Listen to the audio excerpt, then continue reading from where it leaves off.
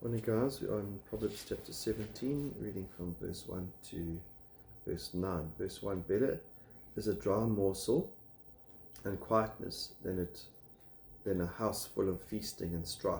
And so just remember the importance of living at peace with men, avoiding family feuds.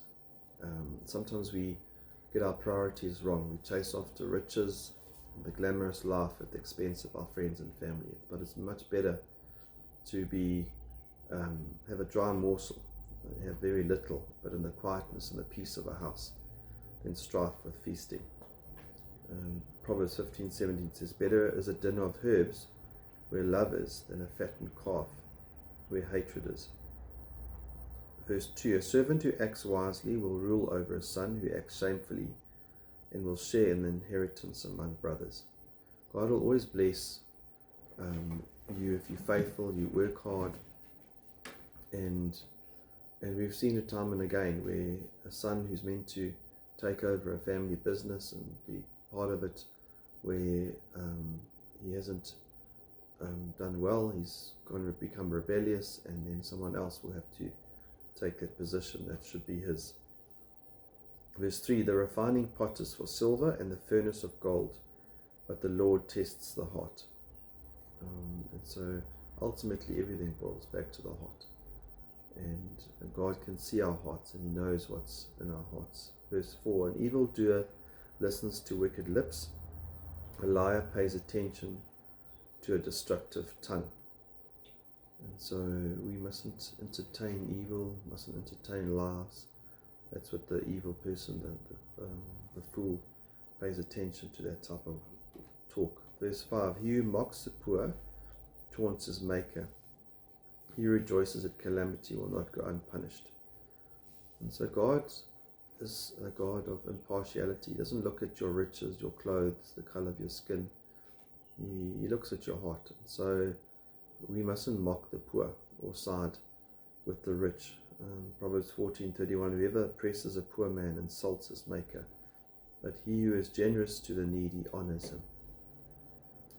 Proverbs 17:6, grandchildren are the crown of old men, and the glory of sons is their fathers. And we see that there's a special place for grandkids. There's just something about grandkids that bring honor, bring joy into a house.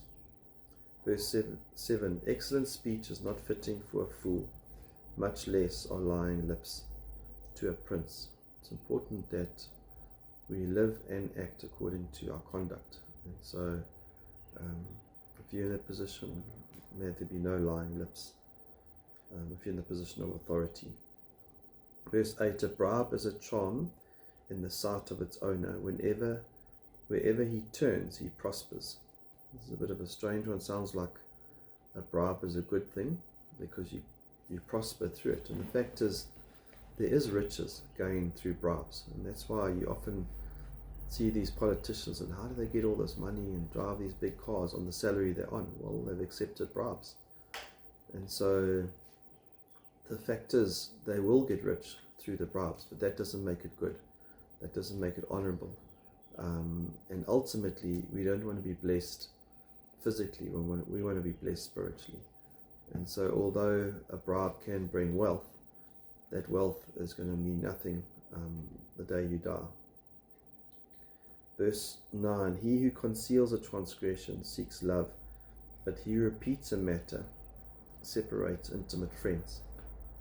It's very important that we conceal certain matters, that we keep our lips sealed. We don't gossip, we don't whisper behind each other's backs. If someone comes and confides in you, you don't have to go and tell the world. And so just be careful that when someone does confide in you, keep that. Don't spread and gossip about that person. It talks about in Proverbs 16:28, a dishonest man spreads strife, and a whisperer separates close friends. There's one way to end a friendship, is go to speak behind that person's back.